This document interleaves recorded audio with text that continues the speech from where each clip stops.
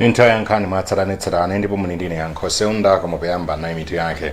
Bungo loyendetsa chisankho lati likumana mawa kuti likambirane ndi kuwunikira mmene gawo loyamba lakalembera layendera. Malo yano manchisale akufuna bwalo la milandu lithetse mulandu wofuna kulanda katundu nkhani zakunja pamene kuwonkhetsa mavoti kuli nkati mdziko la America a Donald Trump achipani cha Republican ndi amene akutsogola pakadali pano. Tili ndi izi komanso nkhani zina zambiri tiyandikhalira modzi. Loyendetsa chisankho la MEC lati likumana lachinayi kuti likambirane ndi kuwunikira mmene gawo loyamba lakalembera layendera. Wachiwiri kwa mneneri wa bungweli a Richard Mveriwa wati mwazina bungweli libwera poyera kulengeza za chiwerengero cha anthu omwe alembetsa mkaundula mgawo loyamba lakalemberayo. Samkalimira ali ndi nkhani yonse. Bungwe loyendetsa chisankho mdziko muno la MEC lakonzeka kuti gawo lachiwiri lakalembera wa mavoti liyambe pa 9 Novembala kukafika pa 22 maboma 11 mdziko muno. Amveriwa anati mkumano omwe komishoni ikhale nawo ukawunikiranso mmene ntchito yakalembera yayendera mu gawo loyamba ndi kuona zotsamwitsa zomwe zingakonzedwe mu gawo lachiwiri. Pothirapo ndemanga pa za mmene kalembera wayendera mu gawo loyamba, chipani cha Malawi Congress chati nchokhumudwa kuna kuti ndi anthu ochepa omwe alembetsa mu kalembera wa mavoti. Wachiwiri kwa mneneri wa chipanichi a Ken Msonda anati mwazina ndi chifukwa chona kuti zipani zotsutsa zimataya nthawi kulimbana ndi bungwe la MEC komanso NRB m'malo moti zizilimbikitsa anthu kukalembetsa. Zokhumudwitsa komanso zofatsa kwambiri kuti uthenga waboza uthenga wokhumudwitsa umene otsutsa osukira ndi chipani cha kalichola cha DPP akupereka kwa Amalawi kupangisa Amalawi ena kuti agwe mphwayi kuti asakavote nawo. Zimene zili zinthu zodandaulitsa kwambiri. Chipani cha Democratic Progressive Party DPP sinayankhulepo pa nkhaniyi. Kumene poyankhula pa msonkhano wa Nkhani, chipani cha DPP mogwirizana ndi zipani za UTM, UDF komanso AFOD zidanena kuti zikufuna kuti kalembera wachisankhoyo ayimitsidwe. Malinga ndi zipanizi zikufuna kuti anthu mdziko muno azikalembetsabe kalembera wachisankho angakhale kuti atakhala kuti alibe ziphaso zaunzika. Pakatali pano bungwe la MEC lawonjezera masiku akalembera mu gawo loyamba, koma kuti kalemberayo adzachitika ikatha gawo lachitatu. Gawo lachiwiri la kalembera wa mavoti lichitika maboma a Nkhatabe, Rumphi komanso Likoma ku chigawo cha kumpoto, pomwe ku chigawo chapakati anthu akalembetsa maboma a Kasungu, Dowa, Mchinji ndi Ntchewu. Chigawo chakummwera Amalawi akuyenera kuti akalembetse maboma a Zomba, Blantyre, Thyolo komanso Luchenza. Malo yemwe anali wachitetezo wa mtsogoleri wakale wa dziko lino Peter Mutharika Norman Chisale anadzudzula mbali ya boma kuti kamba kubweretsa kachiwiri mlandu ofuna kulanda katundu a Chisale. Iwo anaonetsa kudabwa panena kuti mlandu ndi umodzi ndipo afuna bwalo makamaka la milandu lithetse nkhaniyi. Isaac Salima ali ndi zambiri. Bwalo la milandu mmuzinda wa Blantyre lidamva chokera kumbali ya Chisale komanso ya boma pa nkhaniyi, pamene boma lidapempha kuti bwalo la milandu lilamule kuti boma litengeretu katundu wa Chisale amene akumuganizira kuti adamupeza pogwiritsa ntchito njira zachinyengo. Koma amene akuyimira Chisale pa nkhani a Chance Gondwe adapereka mfundo zingapo zimene akuti mwa iwowo akuganiza kuti ndizokwanira kuti pempho la bomali alithetse. Agondwe ananena kuti mwazina mbali ya boma lidakamang'ala ku bwalo la milandu nkhani kawiri konse zimene ndizodabwitsa. Agondwe adalozanso chala amene adamva nkhani koyamba ogamula milandu a Ive Kamanga ponena kuti adabwera ndi zigamulo ziwiri pa nkhaniyi zimene nzosiyana. Agondwe ananena kuti chimene akudziwa iwo nchakuti bwalo la milandu lilamula kuti nkhaniyi ayipitise kwa mkulona za mabwalo la milandu mdziko muno kuti akagamule ngati ndiyofunika kuti ayipitise ku bwalo lona za milandu yokhuza malamulo.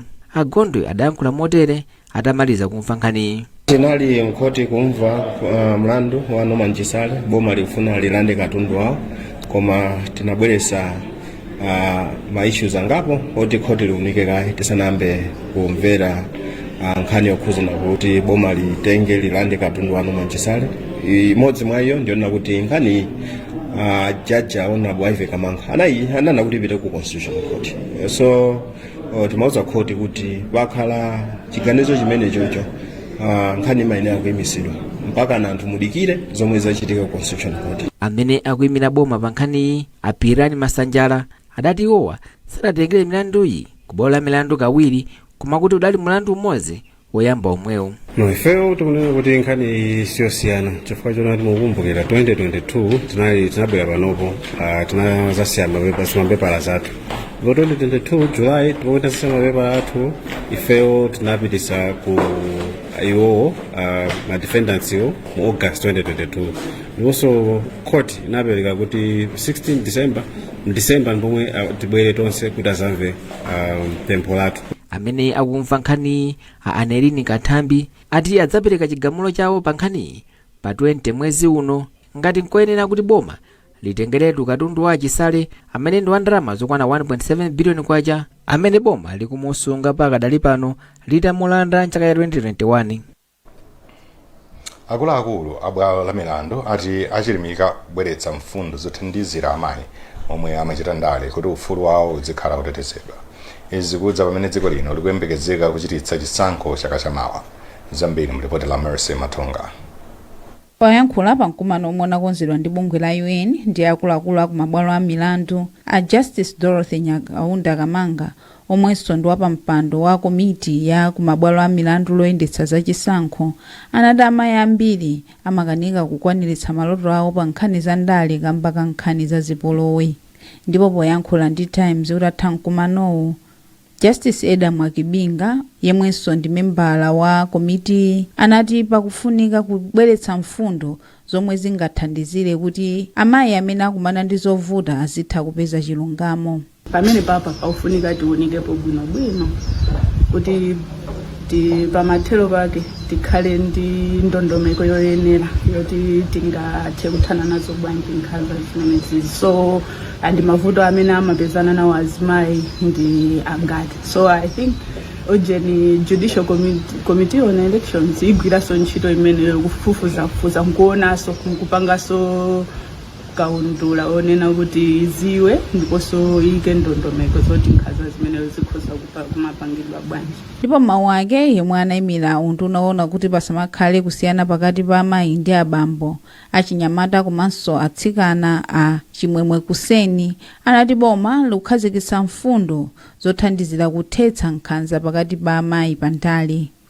Unduna wa gender wakhazikitsa ndondomeko yawona za ndale pakati pa amayi ndi atsikana kuti azitenga kumbali mu nkhani za ndale.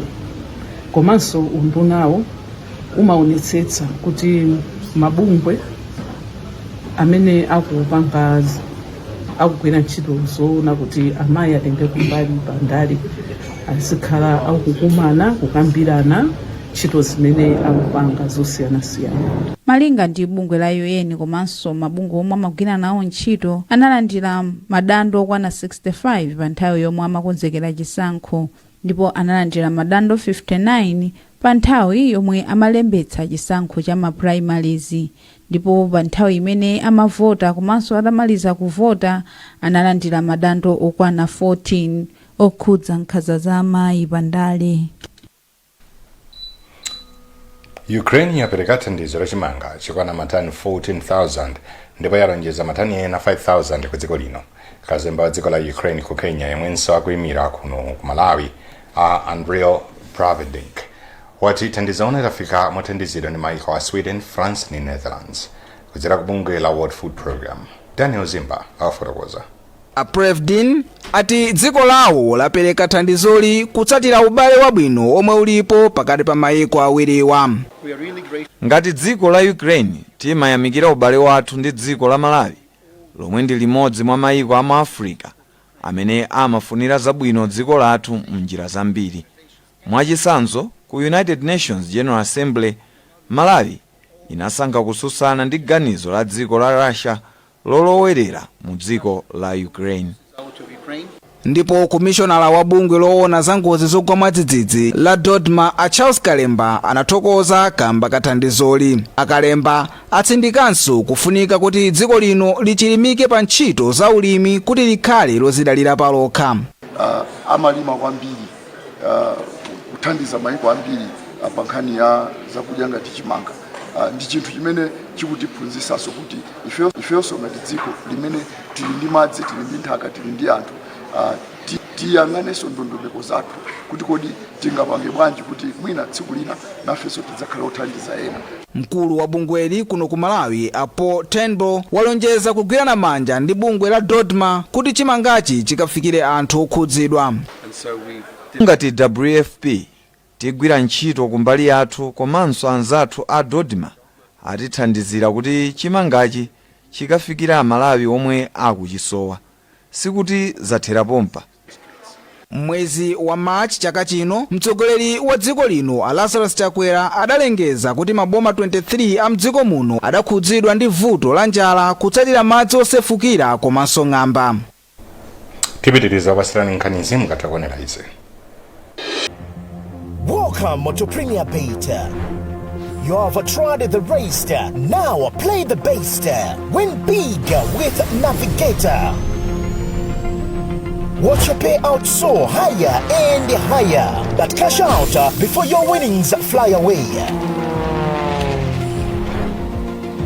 Join the fun now at Premier Beta. Beta with the best.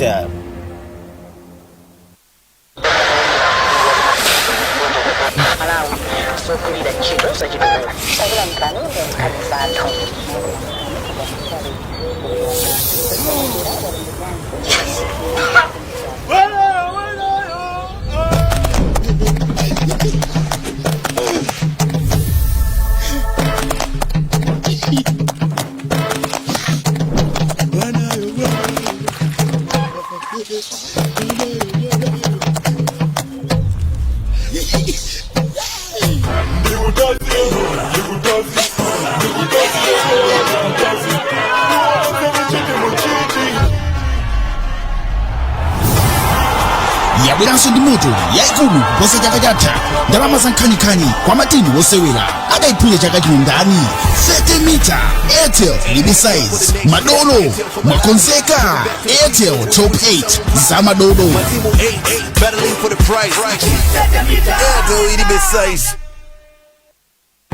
Everyone knows foods with protein are good for us.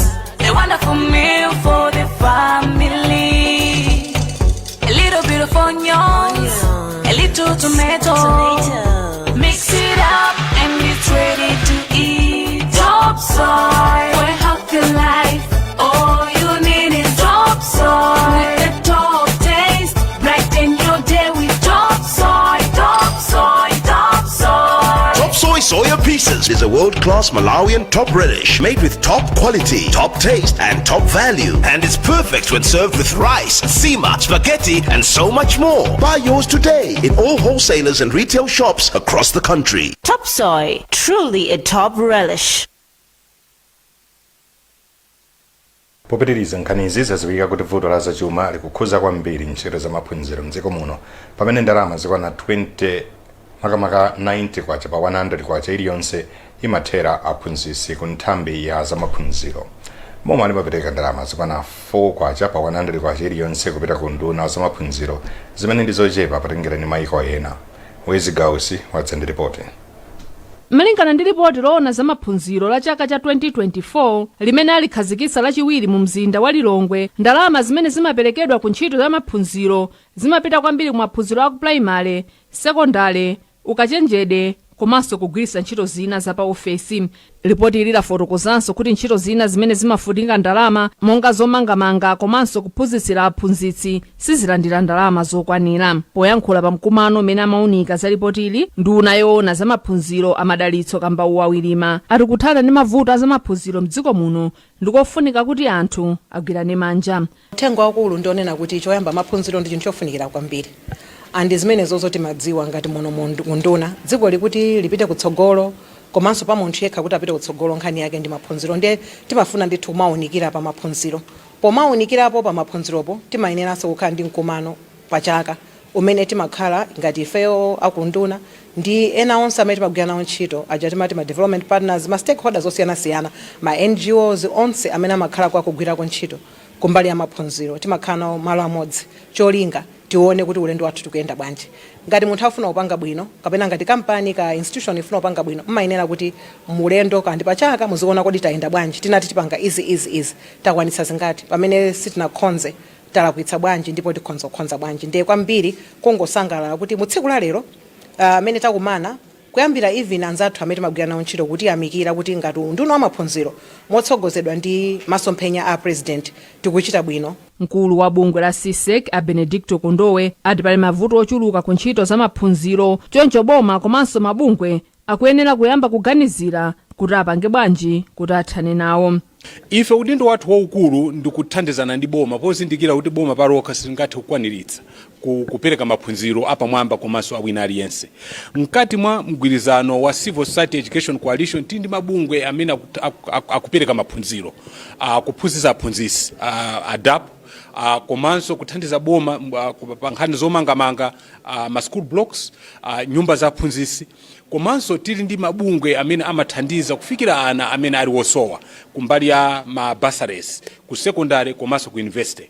Cholinga cha ripoti ili ndikuona kuti kodi ntchito za maphunziro mdziko muno zikuyenda bwanji makamaka pogwirizana ndi masomphenya akulu a Malawi 2063. Anthu okwana 94 apezeka ndi matenda a kolera m'maboma a Karonga ndi Chitipa kuchokera mwezi wa Septemba chaka chino. Ku Chitipa anthu 52 ndi amene ali ndi matenda awa, pomwe ku Karonga chiwerengero chafika pa 42. Zambiri ndi Patience Lunda. Maboma awiri wa chiwerengero cha anthu amene afa ndi kolera chafika pa anthu 6. Mawu ake ofalitsa nkhani pa chipatala cha Chitipa Amasida Nyirongo anati matenda a kolera apezeka mzipatala 6 zomwe zili pansi pa mafumu 4 omwe ndi Amaulambya, Kameme, Nthalire ndi Wavikaza. Anyirongo anati anthu amene anachoka kumaiko ena kubwera ndi matendawa alipo 5 ndipo ati tsiku lililonse amapeza anthu omwe apezeka ndi nthendayi m'bomali. Ndipo ofalitsa nkhani ku khonsolo ya Karonga a George Mponda anati khonsoloyi ikukwanitsa kupeza anthu komanso kuwayeza ngati ali ndi kolera. Amponda anati akwanitsa kupeza anthu 152 amene amaonetsa zizindikiro za matendawa ndipo aziwitsa maboma oyandikana nawo za izi. Amponda koma anati akukumana ndi mavuto monga kusowa kwa mafuta, kusowa kwa zipangizo zozitetezera komanso kulephera kukhala ndi mikumano ndi dziko la Tanzania zamomwe angathandizirane kuti alimbane ndi nthendayi. Poyankhulapo pa izi omenyera maufulu za umoyo amaziko Matemba anati kukwera chiwerengero cha anthu amene akupezeka ndi matenda a kolera kupereka chiopsezo choti anthu ambiri atha kupezeka ndi matenda awa mdziko muno. Chimene angati apange aboma ngati apange maboma amenewa ayikepo chithandizo chonjezera kuti makesi asapitirire kukula chifukwa kuti pamudzi mvula m'madera ena yayamba ndi nthawi zambiri kolera amakweraso kwambiri nthawi ino ya nyengo ya mvula. Ndiye ndikhulupirira kuti aboma achitapo kanthu. Bungwe lona za umoyo pa dziko lapansi limati kolera ndi nthenda yoti imafala kwambiri ndipo imakhuzanso anthu ambiri. Nthambi yona za maoperation okhuza ubongo pa chipatala cha Queen Elizabeth Central Hospital ku Blantyre yaulula kuti yakhala ikuchita maoperation opitirira 6,000 mu zaka 10 zapitazi. Mkulu wa nthambiyi pa chipatalachi Professor Patrick Kamalo wanene izi pomwe nthambi imachita chikondwerero kuti yatha zaka 10 ikutumikira anthu. Thomas Chiraya walemba ripoti lomwe awerenga ndi Sambanda Junior. Nthambi ya neurosurgery inakhazikitsidwa kuti ithandize kupereka thandizo kwa odwala popereka thandizo lapaderadera ku maoperation okhuza ubongo. Professor Kamalo anati nthambi yakwanitsa kuphunzitsa madotolo ochita operation ya ubongo ngati njira imodzi yolimbikitsa ntchito yawo. Ntchito imene takhala tikupanga yosamalira amene kupanga operation mu ubongo komanso mu spine mu zaka 10 tingati kuti yakhala yopambana kwambiri chifukwa chakunena kuti mmene timayamba ubale wathu ndi anzathu awa aku Norway mchaka cha 2014 timapanga operation munanga 200 ndi about 300 pa chaka. Kwa muzaka 10 imene zikwapezeka kuti no ma operation amene tikupanga achuluka kwambiri. Pano chaka chino tikupeza tipanga muna operation okwana 900, chaka chatha tinapanga operation 880. Taonjeza ma operation ache akulu anthu ochita ngozi enazo tupa za mutu kana ma cancer mutu ena utuno ali ndi ma infection amutu mafinya ndi zina zotero. Wachiwiri kwa nduna ya zaumoyo Halima Daudi ayamikira nthambi pa ntchito imene ikugwira yothandiza anthu odwala amene akusaka thandizo la operation. Mene mbuyo mmene zinalili zinthu imene zilili zinthu panopa kuli kusintha kwakukulu. Monga mukudziwa kuti mapatient athu akadwala mbuyomu kuti afuna kupangidwa operation ya mutu timatumiza kunja. Pomwe panopa mapatient akumapangidwa ma operation konkuno ku Malawi.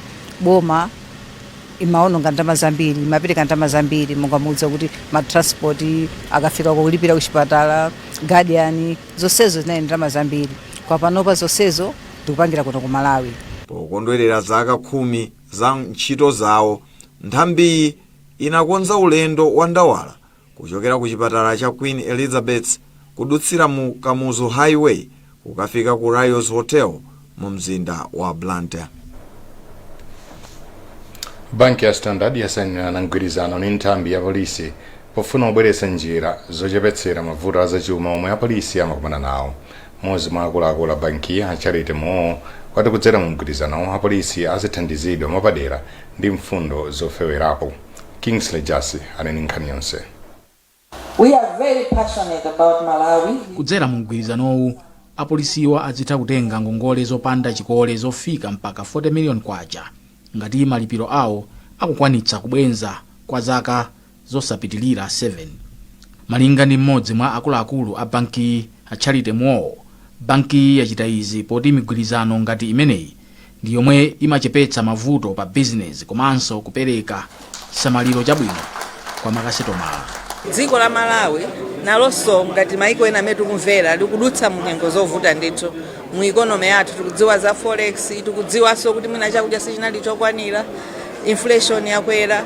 Komano chomwe timaona ifeyo ngati banki ndikunena kuti anthu tikagwira ntchito limodzi, mabungwe aboma ngakhale a private sector, timapeza ndithu njira yokuti anthu azipitirira pita patsogolo. Moti ngati banki ifeyo tathandiza makastoma ochulukanso kwambiri chaka chino. Moti mupeza kuti mukuvuta komweku pali makastoma lawo ali ndi maumboni awo amene zinthu zatha kuyendera ingakhale zinthu zikuthina. Ndefeyo commitment yathu ndiyongonena kuti ifeyo timakhulupirira Malawi. Mmodzi mwa akuluakulu a polisi a Dennis Chipawo anati izi zithandiza kuchepetsa nkhawa pa chuma zomwe apolisi amakhala nazo. Ndigwiza umene tikuona kuti tithandiza ngati apolisi makamaka ku welfare athu pomwe wathu ngati anthu komanso mwina ngati mabanja kuti nkhani ya zachumazi tikozopita pasogolo chifukwa ndikudzera mwa ndondomeko ngati zimene zingathandize kuti mwina pena mukudziwa pena mavuto zachumawa saona nkhope zikoza kuti thandiza kuti mwina tikoza kuthaso kuyambisa zinthu zina. Banki inasainiranso mgwirizano ndi boma pofuna kuthandiza ogwira ntchito mboma mwapaderadera powapatsa mfundo zofewerapo. Nkhani zakunja pamene kunkhetsa mavoti kuli nkati dziko la America, a Donald Trump achipani cha Republican ndi amene akutsogola pakadali pano. Mwa madera amene awerenga kale a Trump akutsogola.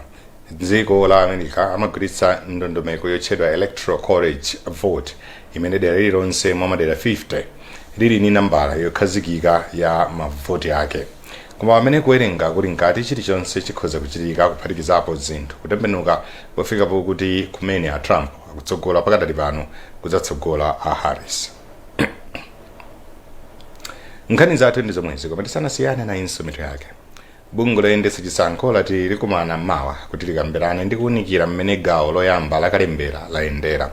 Maloya a Norman Chisale akufuna bwalo la milandu lithetse mlandu ofuna kulanda katundu. Munkhani zakunja pamene kunkhetsa mavoti kuli nkati mdziko la America, a Donald Trump achipani cha Republican ndi amene akutsogola pakadali pano. Munali ndine Yankho Selunda.